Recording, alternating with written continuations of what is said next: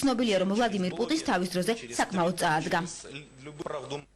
საქართველოს პრემიერ-მინისტრი სინგაპურში რამდენიმე საათის წინ იკა გილაურმა ოფიციალური შეხვედრები დაიწყო. მოლაპარაკებები სინგაპურის პრეზიდენტთან და პრემიერ-მინისტრთან იგეგმება. საუბრის მთავარი თემა ორ ქვეყანას შორის ეკონომიკური ურთიერთობების გაღრმავება და საერთაშორისო ორგანიზაციებში კოორდინირებული მუშაობა იქნება.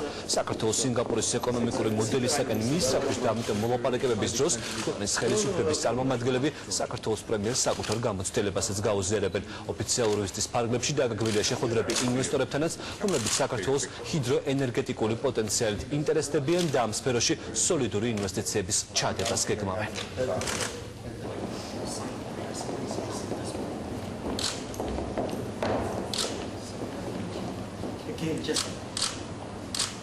გაეროშიც და სხვა საერთაშორისო ორგანიზაციებში რა თქმა უნდა სინგაპურს თავისი მნიშვნელოვანი ხმა გააჩნია.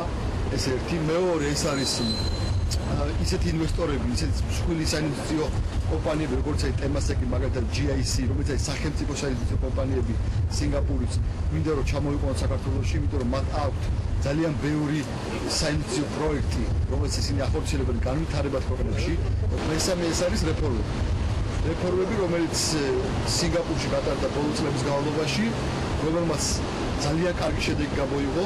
მაღალი დონის ვიზიტია და ჩვენი იმედი გვაქვს, რომ სწორედ იგი მიცემს ახალ ბიძგს საქართველოს სინგაპურის დიპლომატიური პოლიტიკური ურთიერთობების კუთხით.